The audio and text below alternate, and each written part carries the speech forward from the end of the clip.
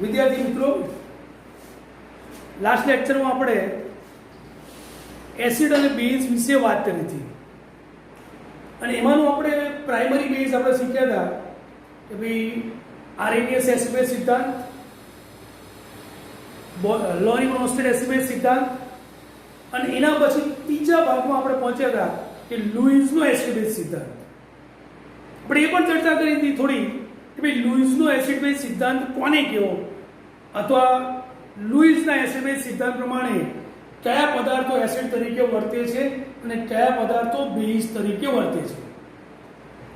એમાં આપણે સહેજ પાછા જઈએ તો લોરી બ્રોન્સ્ટેડ એસિડ બેઝ સિદ્ધાંતમાં એ સિદ્ધાંત એવો હતો કે જે પદાર્થો રાસાયણિક પ્રક્રિયા દરમિયાન H+ મુક્ત કરે એને આપણે એસિડ તરીકે ઓળખાવ્યા હતા અને જે પદાર્થો પ્રક્રિયા દરમિયાન OH- આયન મુક્ત કરે એ બધા જ પદાર્થોને આપણે બેઝ તરીકે ઓળખાવ્યા હતા. પરંતુ એવું જોવા મળ્યું કે કેટલાક પદાર્થો કે જેઓ રાસાયણિક પ્રક્રિયા દરમિયાન H+ ગુમાવતા નથી છતાં એ એસિડ તરીકે વર્તે છે અને કેટલાક પદાર્થો OH- ન હોવા છતાંય એટલે કે ગુમાવવાની વૃત્તિ ન હોવા છતાંય તેઓ બેઝ તરીકે વર્તે છે. આથી આપણે એવું કહી શકાય કે ભાઈ લોરી બ્રોન્સ્ટેડ એસિડ બેઝ સિદ્ધાંતની જે મર્યાદા કહેવાય એ મર્યાદાનું સોલ્યુશન એ લુઈસ એસિડ બેઝ સિદ્ધાંત દ્વારા જોવા મળે. તો હવે આપણે થોડું બધા ડિટેલમાં જઈએ. લુઈસનો એસિડ બેઝ સિદ્ધાંત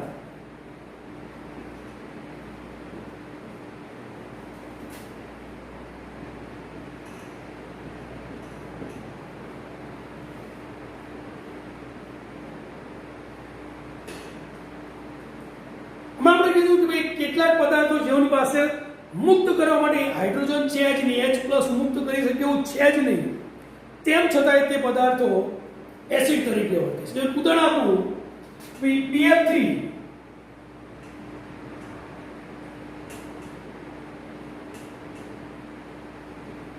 એની એમોનિયા સાથે પ્રક્રિયા કરીને તો આપણને એવું જોવા મળ્યું કે આની અંદરથી BF3 બોરોન ટ્રાઇફ્લોરાઇડ કે જે એમોનિયામાંના અબંધકારક ઇલેક્ટ્રોન યુગ્મ જે હતા એના વડે એ પોતે બોરોનને ઇલેક્ટ્રોન યુગ્મ આપે છે. આ પરિસ્થિતિમાં એવું જોવા મળ્યું કે આ પદાર્થ એ એસિડ તરીકે વર્તે છે BF3, જ્યારે એમોનિયા એ બેઝ તરીકે વર્તે છે. પ્રશ્ન એ થયો કે શા માટે BF3 એસિડ અને એમોનિયા બેઝ? તો લુઈસ નામના વૈજ્ઞાનિકે આપણે અગાઉ કીધું એ પ્રમાણે કે સમજ્યા કે ભાઈ NH3 પાસે મુક્ત થઈ શકે તેવો હાઇડ્રોજન છે જ નહીં છતાં તે એસિડ તરીકે વર્તે છે અને એમોનિયા કે જે OH- આયન મુક્ત કરતો નથી છતાં એ બેઝ તરીકે વર્તે છે. તો એના કારણે લોરી બ્રોન્સ્ટેડ એસિડ બેઝ સિદ્ધાંતની જે મર્યાદા આવી લુઈસ સિદ્ધાંતે એ પૂરી કરી અને લુઈસના સિદ્ધાંત પ્રમાણે એવું કહેવામાં આવ્યું જેઓ પ્રક્રિયા દરમિયાન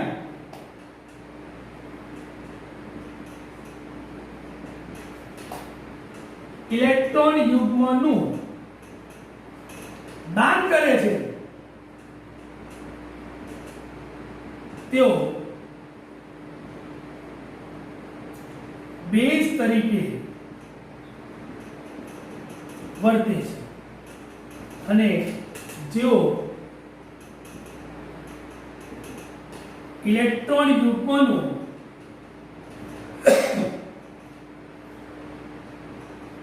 સ્વીકાર કરે છે તેઓ એસિડ તરીકે આમ અત્યારનો હાલનો લેટેસ્ટ એસિડ બેઝ સિદ્ધાંત કહેવાય તે આપણો આ લુઈસ એસિડ બેઝ સિદ્ધાંત છે. આરેનિયસ, લોરીબ્રોન્સ્ટેડ એ સિદ્ધાંત ખોટા જ ન કહેવાય, પણ એની એક મર્યાદા કહેવાય. એ મર્યાદા બધાનું સોલ્યુશન એ લુઈસ સિદ્ધાંત દ્વારા આપણે સાબિત કરી શકીએ છીએ કે જે પદાર્થો પ્રક્રિયા દરમિયાન ઇલેક્ટ્રોન યુગ્મનું દાન કરે તેઓ લુઈસ બેઝ તરીકે વર્તે છે અને ઇલેક્ટ્રોન યુગ્મનો સ્વીકાર કરે તેઓ એસિડ તરીકે વર્તે છે. આમ ગયા વખતના ટોપિકમાં આપણે એ પૂરું કરીએ છીએ.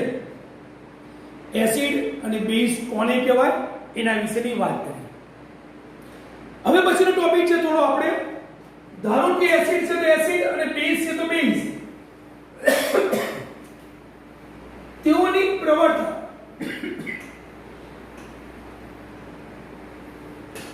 સાપેક્ષ પ્રવર્તન કેવી રીતે નક્કી કરી શકાય? ક્વેશ્ચન તરીકે વિચારીએ.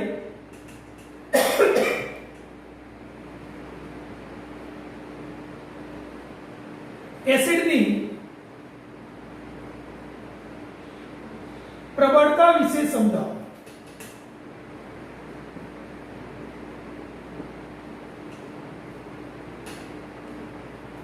જુદા જુદા એસિડની એસિડિક પ્રબળતા એ સામાન્ય રીતે ઘણા બધા મુદ્દાઓ દ્વારા સમજાઈ શકાય છે. દાખલા તરીકે નિર્બળ એસિડ હોય તો એનો આયનિક અચળાંક Ka, નિર્બળ બેઝ હોય તેનો આયનિક અચળાંક Kb કહી શકાય. સેમ વસ્તુ એસિડિક પ્રબળતા માટે સસ્પંદન, હાઇડ્રોજન બંધ, અવકાશીય અવરોધ, સંકરણ, આમ જુદા જુદા મુદ્દાઓ દ્વારા આપણે એસિડિક પ્રબળતાની સરખામણી કરી શકીએ. અહીં અત્યારે હાલ આપણે એક મુદ્દા ઉપર ધ્યાન આપીએ છીએ કે જેઓ નિર્બળ એસિડ છે અને એની એસિડિક પ્રબળતાની સરખામણી કેવી રીતે કરી શકાય. આ જે પ્રશ્નો છે આપણે પ્રશ્નો તરીકે લઈએ છીએ કે જે લોંગ ક્વેશ્ચન તરીકે અને ક્યાંક શોર્ટ ક્વેશ્ચન અથવા એમસીક્યુમાં પણ પૂછી શકાશે. એ કેવી રીતે પૂછાશે એ આપણે પ્રશ્નનો જવાબ પૂરો કરીએ પછી તમે પ્રશ્ન તરીકે કહીશ તો ભાઈ આ પ્રશ્ન આ રીતે પૂછી શકાય, એસક્યુ તરીકે, શોર્ટ ક્વેશ્ચન તરીકે અથવા એમસીક્યુ તરીકે. જોઈએ ઉદાહરણની સિમ્પલ ચર્ચા કરીએ. દાખલા તરીકે HA લઈએ અથવા એસિડિક એસિડ લઈએ. તો તમે એસિડિક એસિડ ની HA લેવું છે. HA plus H2O it gives H3O plus A minus. HA આપણે સિમ્પલ ઉદાહરણ લીધું છે. એમાં એસિડિક એસિડ હોય, ફોર્મિક એસિડ હોય, બેન્ઝોઇક એસિડ હોય, પ્રોપેનોઇક એસિડ હોય, એવા કોઈ પણ એસિડ હોઈ શકે. અને અહીંયા કાર્બનિક એસિડ હોવાનું કારણ એક જ છે કે જેની એસિડિક પ્રબળતા પ્રમાણમાં ઓછી છે. એટલે એ શબ્દ છે આપણે નિર્બળ એસિડની જ સરખામણી કરીશું. જે HCl, H2SO4, HNO3 એ આપણે જાણીએ છીએ પ્રબળ એસિડ છે, એની સરખામણી આમની સાથે કરી શકાય નહીં. એટલે જુદા જુદા નિર્બળ એસિડ છે એમાં એસિડિક પ્રબળતાની સરખામણી આપણે કરવી છે. આ જે સમીકરણ છે એના પર આપણે જોઈએ કે પ્રતિવર્તી પ્રક્રિયા છે. પ્રતિવર્તી પ્રક્રિયા જે સંતુલન સ્થિતિ પર પ્રાપ્ત થશે તો એનો સંતુલન અચળાંક K is equal to આપણે જાણીએ છીએ નિપજની સાંદ્રતા ભાગ્યા પ્રક્રિયકની સાંદ્રતા HA into H2O. અહીં ચલીય માધ્યમ છે આપણી પાસે માટે આપણે એક્વાયર્ડ માધ્યમ તરીકે પણ લખી શકીએ કે એકલું સિંગલ લખવા બદલે કે EQ તરીકે લખી શકીએ. હવે એક સ્ટેપ આગળ જઈએ તો આપણે ખબર છે કે H2O ની સાંદ્રતા 25 ડિગ્રી સેલ્સિયસ તાપમાને 55.55 મોલ પ્રતિ લિટર જેટલી ઊંચી જોવા મળે છે. હવે જ્યારે નિર્બળ એસિડ માટે અહીં H+ H2 મેળવશે, H3+ બનશે તો અહીંયા આગળ H2 ની સાંદ્રતામાં થતો ઘટાડો બહુ જ નહિવત હશે. ફરી બોલું છું, બહુ જ નહિવત હશે. માટે આની સાંદ્રતા H2 ની સાંદ્રતા કે જે 55.55 હતું ને એને લગભગ અચળ ગણીએ, ફરી બોલું છું, અચળ ગણીએ હોય નહીં, પણ થતો ઘટાડો ખૂબ જ ઓછો હોવાથી H2 ની સાંદ્રતાને અચળ ગણતા એને આ અચળાંક સાથે જોડી દેવામાં આવશે. Therefore Keq into H2 ની સાંદ્રતા is equal to H2O plus ની સાંદ્રતા into A minus ની સાંદ્રતા divided by HA ની સાંદ્રતા. આ Keq એકવર્સ માધ્યમ માટેનો સંતુલન અચળાંક એ પણ અચળ હશે, H2 નો અચળ મળ્યો માટે આ અચળાંકને એક નવા અચળાંક તરીકે કે a તરીકે ઓળખીએ. K is equal to અનુવાદ, જ્યાં Ka is equal to નિર્બળ એસિડનો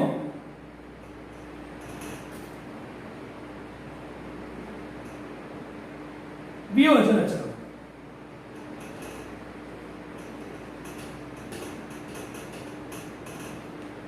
okay, આ જોયા પછી જુદા જુદા નિર્બળ એસિડની એસિડિક પ્રબળતા વિશે આપણે સમજી શકીએ. કેવી રીતે? તો આપણે જો Ka નું મૂલ્ય ફરી લખીએ આગળ. Ka is equal to H2O plus ની સાંદ્રતા into A minus ની સાંદ્રતા divided by HA ની સાંદ્રતા. બરોબર સમજો લોજિકલી?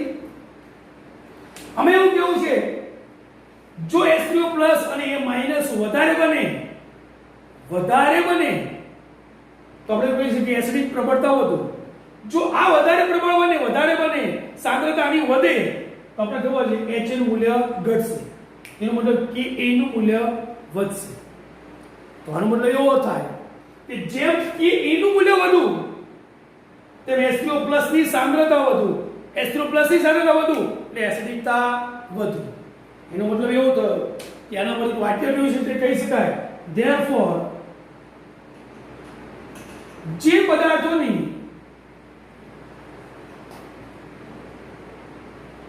કે એના મૂલ્યો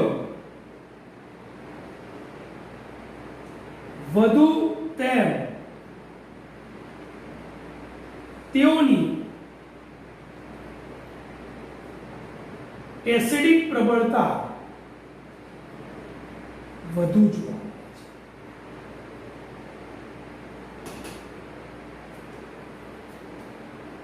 બહુ ધ્યાન રાખજો, જે શોર્ટ ક્વેશ્ચન માટે પૂછાય છે, આ પૂછાય છે કે જુદા જુદા પદાર્થોના k ના મૂલ્યો આટલા છે, તો એમાંથી કયો એસિડ વધારે પ્રબળ એસિડ અથવા એસિડિકતાના પ્રબળતાના ઉતરતા ક્રમમાં ગોઠવો, એસિડિકતાને પ્રબળતાના ચડતા ક્રમમાં ગોઠવો, સૌથી વીક એસિડ કયો, એવું k ના મૂલ્યો આપીને પૂછી શકાય છે. આ એક એમસીક્યુ કહી શકાય, શોર્ટ ક્વેશ્ચન કહી શકાય. બરોબર છે? ફરી આના આધારે આપણે એસિડિક પ્રબળતાની વાત કરી કે Ka ના મૂલ્યો, જે પદાર્થોના Ka ના મૂલ્યો વધુ એમ તેઓની એસિડિક પ્રબળતા વધુ જોવા મળે છે. હજી એક સ્ટેપ આગળ જઈએ એમાંથી.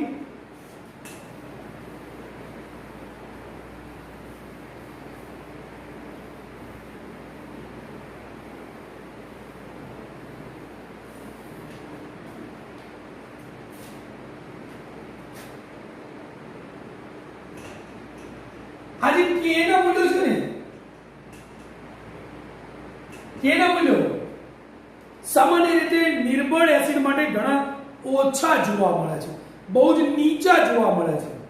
ઉદાહરણ આપું તમને, આ મૂલ્યો ઘણા ઓછા જોવા મળે છે.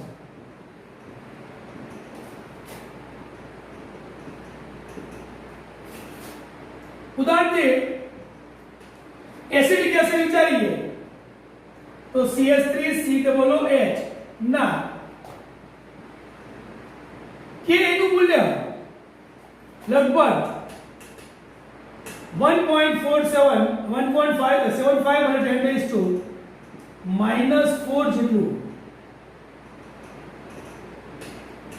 ઓછું જોવા મળે છે.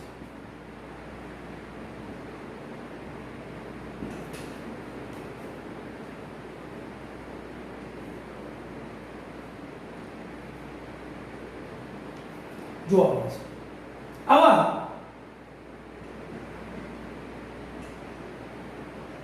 નીચા મૂલ્યને સોરી 10⁻⁻, હવે નીચા મૂલ્યને મોટા અંકમાં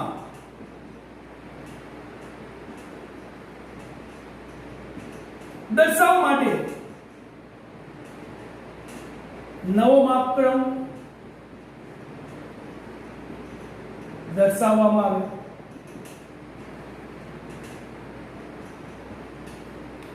એના માટે નવ માપક્રમ પીકે બી લેવામાં, પીકે એ લેવામાં આવે. પીકે એ, આ પીકે શું છે તો કે માઈનસ log ઓફ કે એ નું મૂલ્ય છે. કે ના મૂલ્યના ઋણ લઘુ ગુણાંકને પીકે એ તરીકે ઓળખવામાં આવે. આથી એવું જોવા મળ્યું ઋણ મૂલ્ય છે, આ કે નું મૂલ્ય નાનું હતું, આથી એ મૂલ્યને વધારે મોટા મૂલ્ય તરીકે દર્શાવવા માટે આનો ઉપયોગ કરવામાં આવ્યો. આથી એસિડિક એસિડ માટે પીકે એ નું મૂલ્ય લગભગ 4.76 જેટલું થતું જોવા મળે. એના આધારે એવું થયું મતલબ કે જેમ પીકે એ કે નું મૂલ્ય વધુ, કે એ નું મૂલ્ય વધુ, એમ એસિડિકતાનું મૂલ્ય વધારે, અને પીકે નું મૂલ્ય જેમ ઓછું એમ એસિડિક પ્રબળતા પ્રમાણમાં વધારે જોવા મળે છે. વધારે પ્રબળ એસિડ HCl એવો એસિડ જે છે એઓના કે ના મૂલ્ય લગભગ 1 જેટલા જોવા મળે છે. માટે પ્રબળ એસિડ માટે આ કે ના મૂલ્યો આપણે વિચારી શકાતા નથી. માટે ત્યાં કે એને નિર્બળ એસિડનો આયનિક અચળાંક અથવા વિયોજન અચળાંક બંને વચ્ચે બહુ સામાન્ય ભેદ છે, પણ એ હું કહી શકાય નિર્બળ એસિડના વિયોજન અચળાંક તરીકે ઓળખીને જુદા જુદા એસિડની એસિડિક પ્રબળતા સમજાઈ શક્યા છે. આમ અહીં આપણે એવું કહી શકીએ જે પદાર્થોના કે એના મૂલ્યો વધુ તેવા પદાર્થોની એસિડિક પ્રબળતા વધુ, અને જેઓના પીકે એના મૂલ્યો ઓછા એની એસિડિક પ્રબળતા પ્રમાણમાં વધારે જોવા મળે છે. આમ આપણે કીધું એમ કે ભાઈ એમસીક્યુમાં અથવા શોર્ટ ક્વેશ્ચનમાં પૂછી શકાય, યા પૂછી શકાય formic acid, acidic acid, propanoic acid, ethanoic acid, બ્યુટેનોઇક acid, આવા જુદા જુદા બેન્ઝોઇક એસિડ, આમ જુદા જુદા પદાર્થોના કે એના મૂલ્યો આપ્યા હોય અને તમને પૂછવામાં આવે કે સૌથી પ્રબળ એસિડ કોણ, સૌથી નિર્બળ એસિડ કોણ, એસિડિક પ્રબળતાના ચડતા ક્રમમાં દર્શાવો, એસિડિક પ્રબળતાના ઉતરતા ક્રમમાં દર્શાવો, આવું તમને પૂછવામાં આવ્યું હોય. એના આધારે આપણે એક પ્રબળતા માટે એસિડિક પ્રબળતા માટે કે એના મૂલ્ય ઉપરથી જુદા જુદા એસિડની એસિડિક પ્રબળતાની સરખામણી કરી શકાય છે. આ એક મુદ્દાની વાત છે, બરાબર છે. આને આધારે આપણે એવું કહી શકીએ કે ભાઈ જુદા જુદા પદાર્થો માટે કે ના મૂલ્યથી આપણે એસિડની પ્રબળતા નક્કી કરી શકીએ છીએ.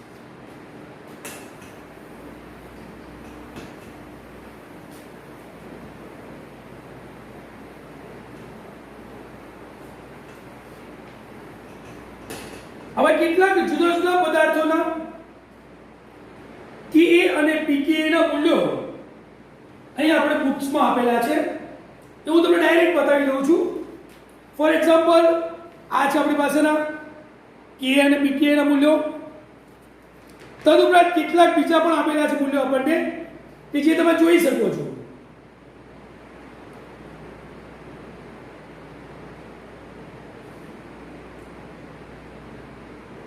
આ જે ડેટાબેઝ છે એ ફરી ભાઈ બોર્ડમાં લખીને હવે ટાઈમ વેસ્ટ કરો કે એવું આપણે વિચારતા નથી. ઘણા બધા મૂલ્યો તમને આની અંદર આપી દીધા છે. એના આધારે આપણે એસિડિક પ્રબળતા અથવા બેઝિક પ્રબળતા એના મૂલ્યોની સરખામણી કરી શકીએ છીએ. પરંતુ હાલ પૂરતું આપણે બધાના મૂલ્યો એક આપણે ડેટા તરીકે અહીં આગળ કે એના મૂલ્યો જ આપણે દર્શાવ્યા છે.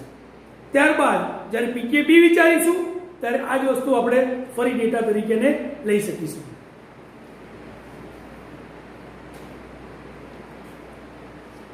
આમ આના આધારે કહી શકાય કે એસિડિક પ્રબળતા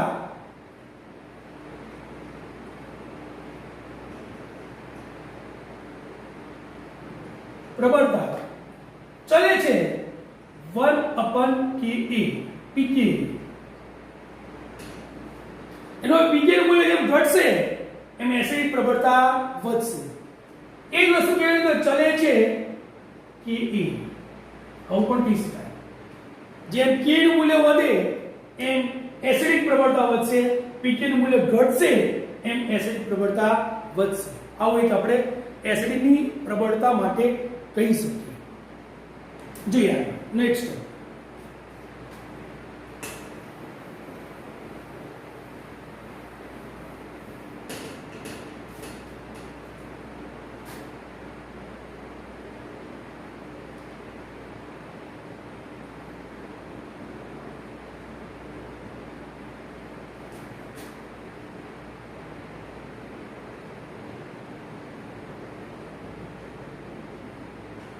એસિડિક પ્રબળતાની સરખામણી કરી. ધારો એક એક્ઝામ્પલ આપીને નો ડાઉટ મુદ્દોથી ઘણા બધા સાથે લઈ શકાય એવા છે, પણ છતાંય આપણે એવું કેવું છે એસિડિક પ્રબળતાની સરખામણી કરવી હોય તો શેના આધારે કરી શકાય? એમાંના ઘણા બધા પરિબળો છે. એ પરિબળોમાં કેવું હોય તો સ્થિરતા, સસ્પેન્શન અસર,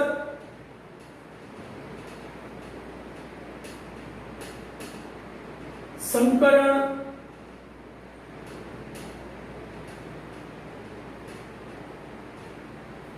હાઇડ્રોજન બંધ, અવકાશીય અવરોધ,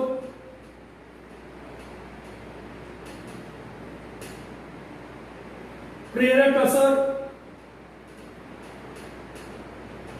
વગેરે જેવા પરિબળોને ધ્યાનમાં લઈને આપણે જુદા જુદા એસિડની એસિડિક પ્રબળતા અને જે બેઝિક વાર છે સેમ વસ્તુ બેઝિક પદાર્થોની પણ પ્રબળતાની સરખામણી કરી શકીશું.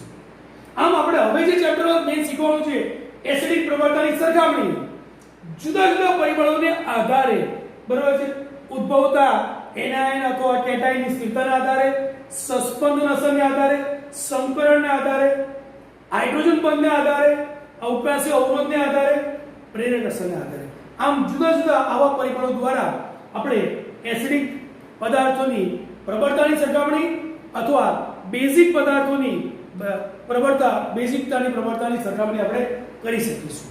હવે જે ટોપિક છે આપણી પાસે એમાં નેક્સ્ટમાં જઈએ તો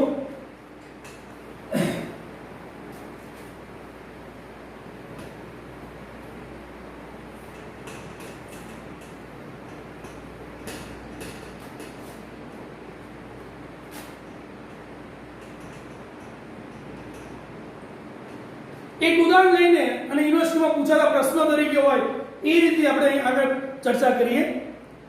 આલ્કોહોલ અને ફિનોલ, આલ્કોહોલ અને ફિનોલ બંનેમાં OH સમૂહ છે, પણ તેમ છતાંય આલ્કોહોલ કરતા ફિનોલ એ વધુ એસિડિક છે.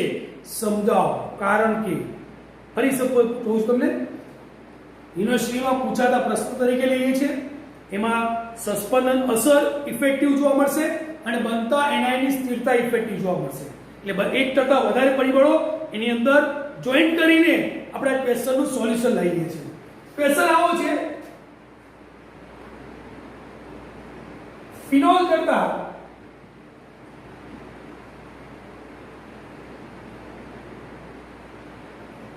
આલ્કોહોલ ઓછો એસિડિક છે. સમજાવો.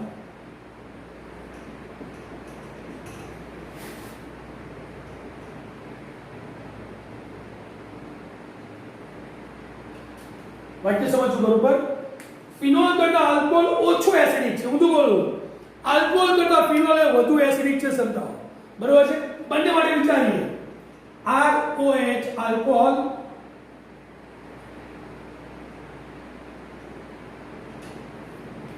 જો એસિડ તરીકે વર્તે તો એમાંથી આપણે કહી શકીએ RO minus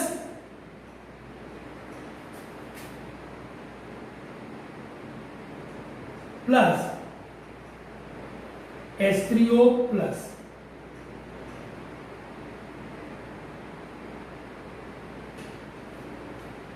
RO minus same વસ્તુ ફિનોલ માટે વિચારીએ. EROH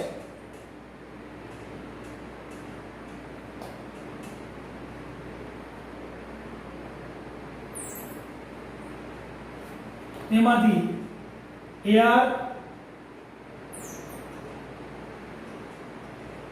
O માઈનસ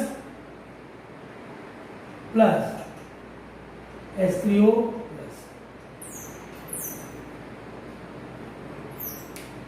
આપણે એવું કેવું છે કે આના કરતા આલ્કોહોલ કરતા ફિનોલ કેવો છે, વધુ એસિડિક છે. અમે હમણાં તમને કીધું એક કરતા વધારે મુદ્દા આની અંદર આપણે જોઈન કરવા પડશે. કેવી રીતે?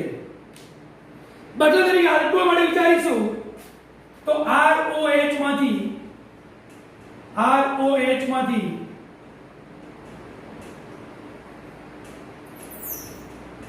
મુક્ત થયા પછી RO માઈનસ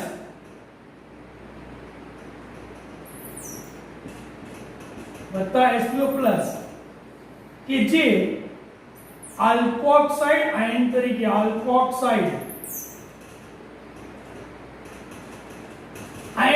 જોવા મળશે. જ્યારે ફિનોલમાંથી જ્યારે ફિનોક્સાઇડ આયન બનશે ને તો એ ફિનોક્સાઇડ આયન નીચે મુજબ સસ્પેન્શન સૂત્રો દર્શાવશે. કેવી રીતે જોઈએ? ફિનોલ વિચારીએ એક્ઝેક્ટ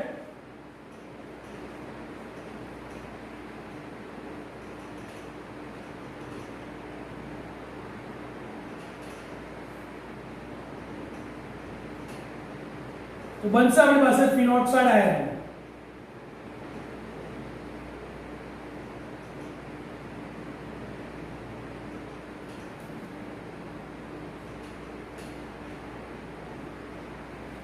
ફિનોક્સાઇડ આયન, આ ફિનોક્સાઇડ આયન એ નીચે મુજબ સસ્પેન્શન સૂત્રો દર્શાવતો જોવા મળે છે. કેવી રીતે? હું તમને એકવાર રફ બધા બતાવી દઉં, પહેલા ગોઠવી દઉં અને પછી કેવી રીતે થાય છે એ સમજાવી દઉં.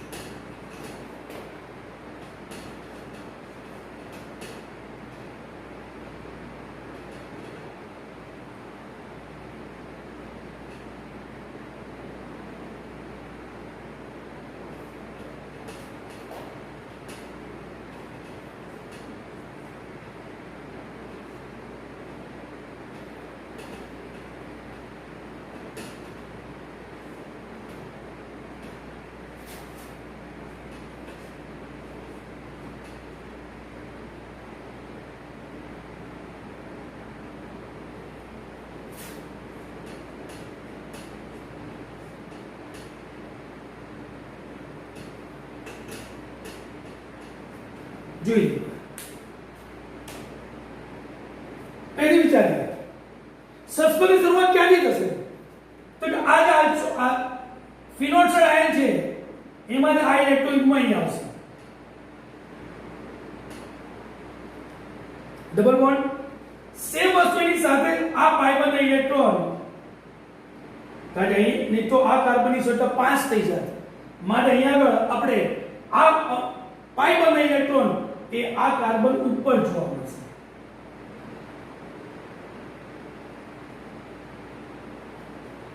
સસ્પેન્શનની શરૂઆત ફરી એકવાર આ જે ઓક્સિજન ઉપરના અપંતા ઇલેક્ટ્રોન યુગ્મ હતા એ સસ્પેન્શનના ફાળો આપી અને અહીંયા આગળ પાઈ બંધ બનશે જે બ્લેક પેનથી બતાવ્યું છે. અને અહીંયા જો એવું થવાને કારણે આ કાર્બનની સંખ્યા 5 થઈ જાય પણ અહીંથી આ પાઈ બંધ ઇલેક્ટ્રોન ખેંચીને કાર્બન પર જોવા મળશે.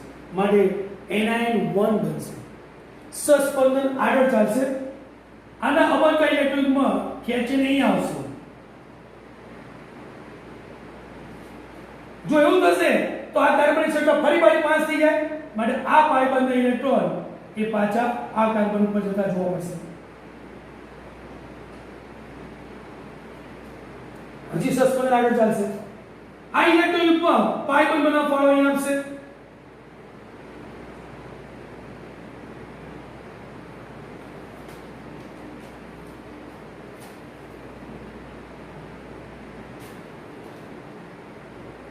અહીં ફાળો આપશે અને આ પાઈ બંધ ઇલેક્ટ્રોન ખેંચીને અહીં આવશે.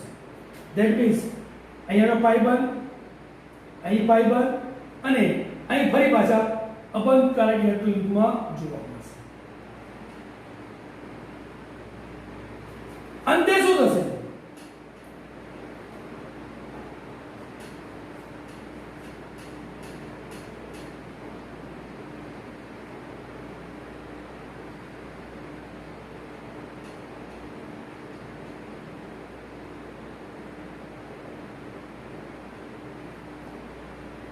હવે તો આમાં અંતે શું થશે? અહીંના પાયબંધ ઇલેક્ટ્રોન ખેંચી નહીં આવશે, પાયબંધ બનાવશે અને આ પાયબંધના ઇલેક્ટ્રોન એ ફરી પાછા O પર પાછા જતા રહેશે.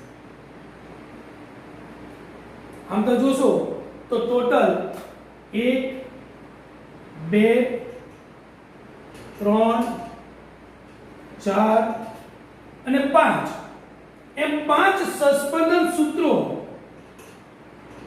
5 સસ્પેન્શન સૂત્રો એ ફિનોક્સાઇડ આયન ધરાવે છે, જ્યારે આલ્કોક્સાઇડ આયન એ માત્ર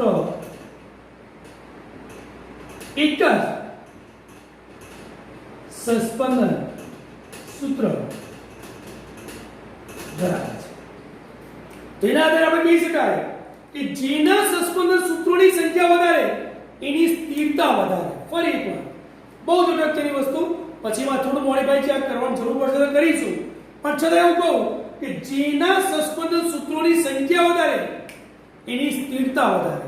એનો મતલબ આલ્કોક્સાઇડ આયન કરતા ફિનોક્સાઇડ આયનના સસ્પેન્શન સૂત્રોની સંખ્યા વધુ એટલે 5 છે, માટે ફિનોક્સાઇડ આયન એ વધુ સ્થિરતા દર્શાવતો જોવા મળશે.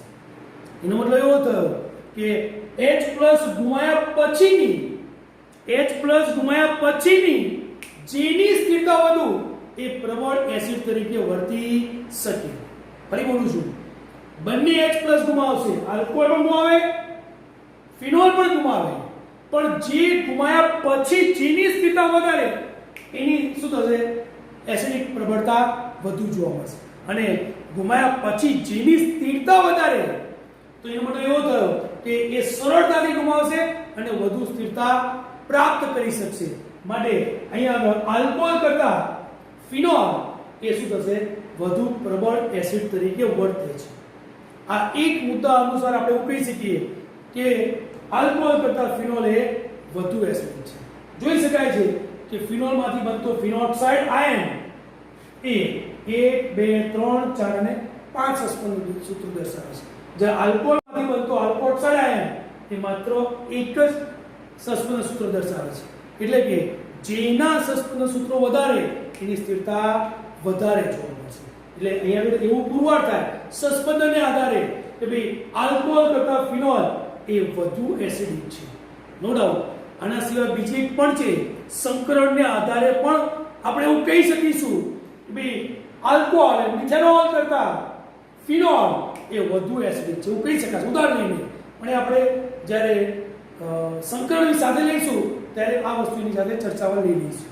એટલે આની સાથે સપોર્ટિવ એક મુદ્દો એ પણ છે કે ભાઈ જેનું સંકરણમાં બરાબર Sp Sp2 Sp3 તરફ જાવ ને એમ એસિડિક પ્રબળતા ઘટે છે. એનો મતલબ બરાબર આલ્કોહોલ કરતા એટલે કે મિથેનોલ કરતા ફિનોલ એ વધુ એસિડિક છે એવું કહી શકાય. એટલે અગર ફિનોલ કરતા આલ્કોહોલ ઓછો એસિડિક છે, અથવા એરોમેટિક OH સમૂહવાળા ધરાવતા સંયોજનો કરતા એલિફેટિક OH સમૂહ ધરાવતા પદાર્થો ઓછા એસિડિક છે એવું આપણે કહી શકીએ. અહીંયા આપણે એક મુદ્દો કે જે યુનિવર્સિટીમાં પૂછાતા પ્રશ્નો તરીકે લઈ શકાય એવા મુદ્દામાં એક ચર્ચા કરી આપણે કે જે સસ્પેન્શનને આધારે કહી શકાય. આ એક મુદ્દો કે જેના સસ્પેન્શન સૂત્રોની સંખ્યા વધારે એની સ્થિરતા વધારે, એના આધારે આપણે એક મુદ્દો કહી શકીએ.